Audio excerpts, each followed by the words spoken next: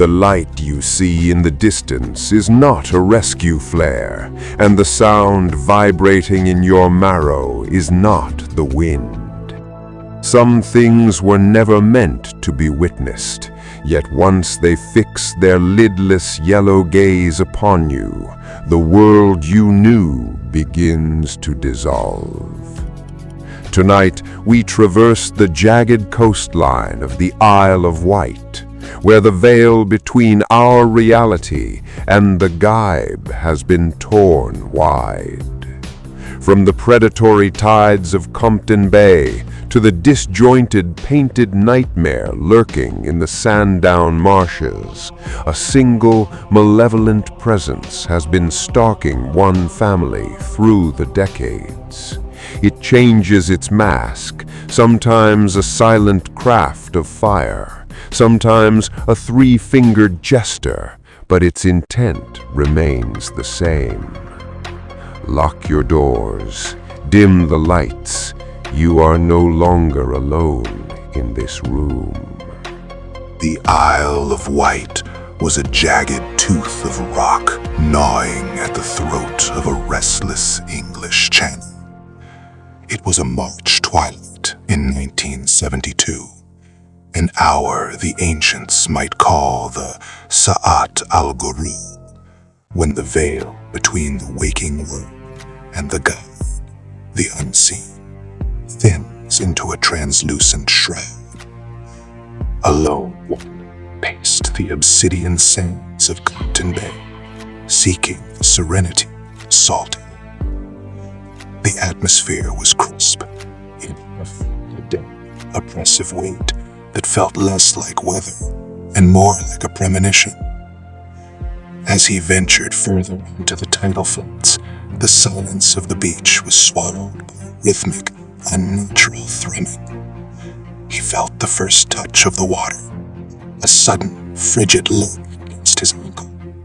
It was not the gentle caress of a turning tide, but the icy grip of a clarion rising from the depths. The water did not merely flow, but it surged with a predatory intent, as if the sea itself had been commanded by some submerged sea, a dark sorcery to reclaim the land. Gold and sharp as a sacrificial blade pierced his chest as a second wave struck his thigh with impossible force. This was no lunar rhythm. This was an unnatural upheaval, a profound, localized desolate sound. Then, slicing through the roar of the surf, came the sound, a low, dissonant thud, vibrating through his very marrow like the distorted lamentation of a trapped Mareed. It was the sound of a siren slowed to a funeral post, an auditory sigil of something ancient and malevolent stirring beneath the brine. The water was no longer rising, it was hunting. Each surge arrived with a violent velocity that defied the laws of the natural world, as if an invisible djinn of the deep was heaving the ocean toward the cliffs. The man turned to flee, his breath coming in ragged gasps that tasted of salt and ancient rot. The shore, once a familiar sanctuary, now felt like a distant mirage, separated from him by a churning expanse of black, malevolent foam. With every step, the weight of the water increased, dragging at his limbs like the heavy chains of a sea djinn, the subterranean prison of the damned. He realized with a jolt of primal terror that he would never reach the safety of his car. The siren continued its discordant hum, a vibration that seemed to command the very molecules of the sea to rise. To his left, a cluster of jagged rocks jutted out from the surf like the blackened teeth of a leviathan. In his desperation, he saw them not as stone, but as a last desperate amulet against the drowning dark. He threw himself into the frigid embrace of the waves, swimming with a frantic energy born of absolute dread. The rocks were slick with kelp and a translucent slime that felt like the skin of a deep-sea horror. His fingers bled as they clawed at the barnacled surface, slipping repeatedly into the freezing froth. Finally, with a final agonizing heave, he pulled his battered body onto the highest point of the formation. He lay there, heaving, while the waves below crashed against the stone with the fury of 1,000 ifrits denied their prize. Perched upon his stone altar, the man stared into the abyss of the English Channel. The chaotic surge had settled into a rhythmic, haunting churn, but the atmosphere remained thick with the scent of sulfur and ozone, the calling card of a Mared from the smoky realms. The drone persisted, vibrating through the rock and into his bones, a low-frequency hum that sounded like 1,000 voices chanting a forgotten, cursed liturgy. As his eyes adjusted to the suffocating darkness, he noticed a phosphorescence beginning to bleed through the black curtains of the water. Beneath the surface, approximately 40 feet from his precarious perch, 2 orbs of sickly yellow light flickered into existence. They were not the beams of a submersible, nor the glow of natural bioluminescence. They were wide, lidless, and predatory. The distortion of the waves gave these lights an undulating, organic quality. To the man, they appeared as the eyes of an ancient Daba, a beast of the earth and sea mentioned in the scrolls of the end times, staring up from the Barzakh, the liminal space between the living and the dead. These spectral eyes did not blink. They simply watched, judging his soul with a cold, alien intelligence that made the surrounding winter air feel warm by comparison. Submerged Muezzin. The silence that followed the drone's peak was more terrifying than the noise itself. For several minutes, the yellow eyes remained fixed upon him, glowing with a bioluminescent malice that seemed to drain the very warmth from his blood. It felt as though he was being scanned by a Nazir, a sentinel from a dimension of shadows, calculating his worth as a witness to the forbidden. Then, as suddenly as the tide had risen, the lights began to descend. They did not fade, they retreated into the crushing depths of the abyssal trench, sinking until they were mere pinpricks of gold in a sea of ink. The low-frequency wail, the mechanical cry of a submerged Muezzin calling for a dark prayer, faded into the horizon, leaving only the natural sound of the wind. With the departure of the lights and the sound, the ocean's unnatural fury broke. The water receded with an impossible speed, flowing back into the depths as if a great plug had been pulled from the earth's crust. Within moments, the path back to the shore was revealed once more, a glistening wet road of sand littered with the debris of the surge. The man scrambled down from the rocks, his hands trembling with a rhythmic palsy, and fled toward his vehicle, never once looking back at the dark horizon. The man returned to the world of the living, but the seer of that night clung to him like a second skin. For years he lived in a state of quiet waswas, a persistent whispering of the soul, convinced that the yellow eyes were not merely a memory, but a presence. He felt watched from the shadows of his own home, seeing flickering lights in the corners of his vision that mirrored the golden glare of the bay. He remained silent, fearing the label of madness, burying his encounter like a cursed relic in the sand. However, the supernatural is rarely content to haunt a single generation. It follows the bloodline like a shadow of the ancestral jinn. Exactly 1 year after his ordeal, the cycle began anew. His daughter, Faye, was about to step into her own waking nightmare in the marshes of Sandown, encountering a creature that defied the logic of the known world. The man would soon realize that his encounter at Compton Bay was not an isolated haunting, but a prologue to an ancient, high strangeness that had set its sights on his family. The veil was being torn open once more, and this time the entities from the Gabe would not stay beneath the water. Nahid Hasan disappeared just 2 hours after sending me this recording. And when I played it, I realized he wasn't alone. You're now on Nightfall Horrors 002, and there's no turning back. It was May 1973 in the coastal town of Sandown, where the air carried the scent of salt and the blooming gorse of spring.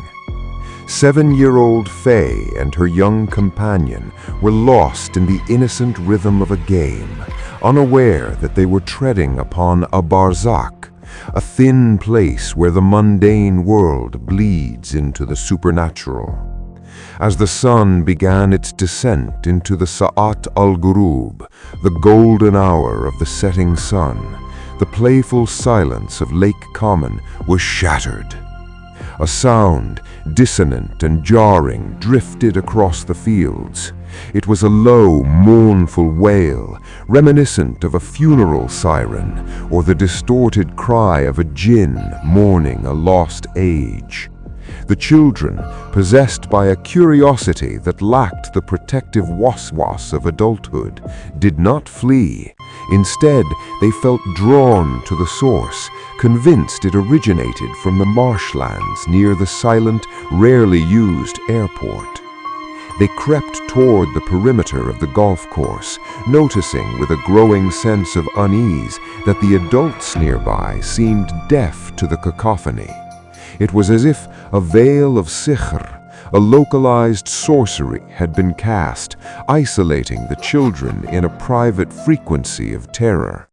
They pushed through a dense hedge and entered the swampy wetlands, a place where the earth was neither solid nor liquid, mirroring the shifting reality they were about to encounter. The brook.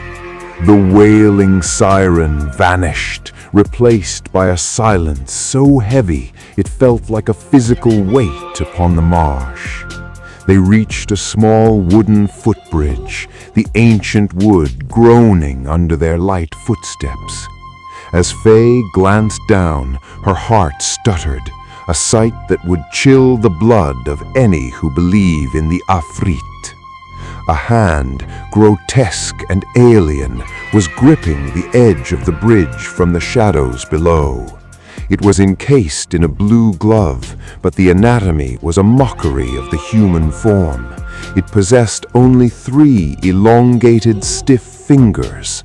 From beneath the timber structure, a figure emerged, a tall, hunched entity that moved with the disjointed grace of a marionette controlled by a clumsy sahir. The creature was dressed in a bizarre patchwork of colors, appearing more like a nightmare's interpretation of a jester than a man. In its malformed grip, it carried a small leather-bound book. As it stumbled through the murky water, the book slipped from its grasp, splashing into the silt. The entity scrambled to retrieve it with frantic, uncoordinated movements, its knees rising unnaturally high in a hopping motion that suggested its skeletal structure was entirely foreign to this earth. It ignored the children, focused only on its task, before disappearing into a windowless metallic hut that stood like a silent sentinel in the mud. Terrified by the disjointed movements of the entity, the children turned to flee toward the safety of the workmen fixing the fence in the distance. But as they retreated, the air grew thick with the static of the ghaib. They turned back to see the figure standing 50 feet away, a silent sentinel watching their every move. In its three-fingered hand, it now held a black, rectangular object, a microphone with a white wire that seemed to pulse with a life of its own. Suddenly, the siren shrieked back to life, a deafening blast of sound that felt like a psychic assault, vibrating through their skulls until their knees buckled. It was a cry of the Malak al-Maut, an angel of death, distorted by a broken radio. Then, as abruptly as it began, the noise died. The figure raised the device to where its mouth should be. "Hello? Are you still there?" The voice did not travel through the air. It resonated inside their minds, a telepathic whisper that carried the cold resonance of a tomb. Despite the distance and the entity's terrifying appearance, a wave of unnatural calm washed over the children, a sear of the mind that suppressed their survival instincts. They found themselves walking toward the nightmare, compelled by a force they could not name, as the figure's true horrific features began to sharpen in the afternoon light. As they drew near, the creature's form defied every law of nature known to man. He stood nearly 7 feet tall, a towering monolith of the uncanny. He possessed no neck. His head sat directly upon his shoulders, like a boulder atop a plinth. He was crowned with a pointed yellow hat topped with a black knob, and from its sides wooden antennae sprouted like the feelers of a massive terrestrial insect. His face was a mask of pale, paper-white skin, devoid of the warmth of blood. Triangular markings served as eyes, dark pits of observation that lacked pupils, and a brown square sat where a nose should be. His lips were a static, motionless yellow, yet his voice continued to emanate from the air around him. Red hair fell in a jagged fringe over his forehead, and his cheeks were marked with strange circular sigils. The entity, who they would soon know as Sam, did not speak with his mouth. Instead, he produced a notebook and began to scribe symbols with a frantic energy. He held the book up, his three-fingered hand gesturing for Faye to read. The words were scattered across the page in a chaotic, non-linear fashion, like a cursed scroll of the Sahir. Faye found herself reading the disjointed script aloud. "Hello, and I am all-color Sam." Even as she spoke, she noticed the workmen nearby remained oblivious, as if Sam existed within a hijab, a spiritual veil that rendered him invisible to all but the chosen.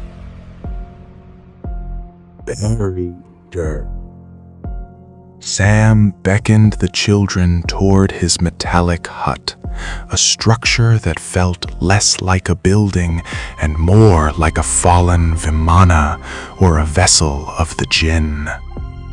They were forced to crawl through a small flap-like hatch to enter his domain. Inside, the laws of space seemed to warp. The interior was a two-tiered chamber of the uncanny. The lower level was adorned with blue and green wallpaper, lined with strange wooden furniture, and an array of archaic dials that hummed with a low, rhythmic power. In this claustrophobic sanctuary, Sam removed his pointed hat, revealing a thinning scalp of brown hair and large, rounded white ears that twitched with an alien sensitivity. When the children, gripped by a mix of innocence and dread, asked if he was a ghost, Sam's muffled voice replied with a riddle of the Barzakh. "Well, not really, but I am in an odd sort of way. He confessed he was a fugitive of sorts, terrified of the violence of men, living off berries collected from the mainland, which he consumed in a ritual that defied biological logic. He demonstrated his feeding process, pushing a berry toward his ear, thrusting his head forward with a snap, and watching as the fruit vanished, only to reappear within the dark triangle of his eye before finally materializing in his mouth. After 30 minutes of this surreal communion, the children fled back to the sunlit world of the golf course. The metallic hut and the colorful specter vanished into the marsh mist, leaving Faye with a secret that would fester in her mind until the shadows of her father's past finally merged with her own. I almost stopped the video here, because what appears next isn't human. Nahid Hasan kept saying one thing. It's standing around me. If you're still watching, subscribe to Nightfall 002. Cherries. The year was 1970, 2 years before the sea would rise at Compton Bay, and 3 years before the painted specter would appear in the marshes. On a Tuesday in October, the village of Brading lay under the heavy shroud of a dark autumn evening. Mr. Y, Faye's father, was driving alone, navigating the winding roads with the rhythmic focus of a man who belonged to the physical world. He was unaware that he was about to be intercepted by a taif, a spectral phantom from the celestial abyss. As he turned away from the village lights, a massive silhouette manifested in the sky to his right. It was an aircraft that defied every principle of aeronautics, a colossal shadow that seemed to swallow the stars. Hovering silently over the desolate fields, the craft was adorned with 7 luminous spheres. They glowed with a sickly radiance, a hue that resembled crushed red cherries, mixed with the pale, ghostly light of turquoise and white. Mr. Y pulled his car to the gravelly shoulder of the road, his heart hammering against his ribs like a trapped bird. The silence was absolute. There was no roar of engines, no whistle of wind, only the oppressive stillness of the ghaib. The object did not fly, it sat suspended in the air, a sovereign entity, watching the tiny metallic insect that was his car, waiting for the traveler to acknowledge its presence. As Mr. Y restarted his engine, the metallic beast above mirrored his movement with terrifying precision. It was no longer a passive observer. It had become a Nazir, a sentinel, keeping pace with his vehicle as he accelerated down the lonely road. The craft glided through the air with a fluid, ghostly grace, its cherry-red spheres pulsating like the rhythmic beating of a collective heart. The road felt longer, the darkness deeper, as if the craft was warping the very fabric of time and space around him.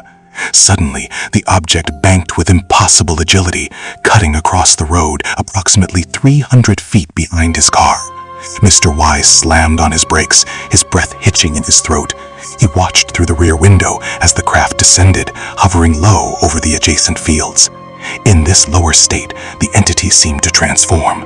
Only 4 of the 7 lights remained ignited, casting a dim, spectral glow over the damp grass. Driven by a desperate need to reclaim his reality, Mr. Y stepped out of his car into the biting autumn chill. He fumbled for his torch, its beam a pathetic flickering needle of light against the looming shadow of the Ifrit in the sky. He aimed the light toward the craft, a challenge from the world of men to the powers of the unseen. The moment the beam of his torch pierced the gloom and struck the hull of the craft, the entity responded with a violent display of power. The 4 spheres of light intensified, shifting from a dull cherry to a blinding, incandescent white, that seared the redness. It was as if a nur, a celestial light, had been weaponized to guard the secrets of the craft. Mr. Y was forced to shield his eyes, the sheer brilliance casting long, distorted shadows of his own form across the empty road. He felt a sudden, localized heat prickle his skin, a sensation of being under a magnifying glass held by an unseen hand.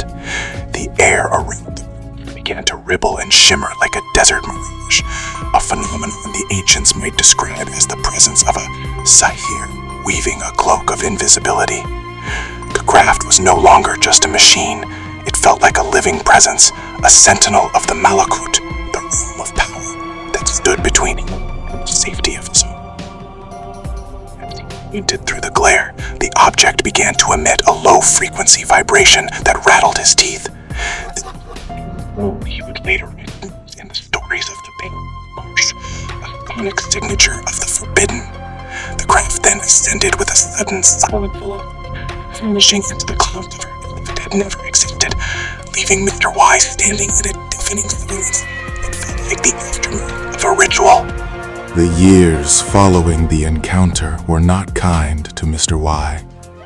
The vision of cherry-red spheres became a permanent fixture in the architecture of his mind, a waswas that eroded his sense of security. He began to notice a pattern, a series of synchronicities that felt like a slow-motion hunt. Strange lights would flicker in the periphery of his vision while he drove at night, and a sense of being followed by something formless yet heavy permeated his life. He grew obsessed with the high strangeness of the Isle, realizing that the craft he had seen was merely one facet of a multi-dimensional intrusion. He felt as though he had been marked by a Kareen of the upper air. This was why, when he stood on the rocks at Compton Bay in 1972, the yellow eyes beneath the water didn't just terrify him, they felt familiar. It was the same presence, the same sentinel, merely changing its mask to suit the element it inhabited. His silence became a prison. To speak of the cherry-red lights or the underwater eyes was to invite the mockery of those who lived only in the world of the seen. He watched his daughter, Faye, grow with a protective dread, fearing that the shadow which had claimed his peace would eventually reach for her. He began to keep a meticulous record, a secret mushaf of his sightings, documenting the drone, the lights, and the feeling of the veil thinning around his family. Shadowed bloodline.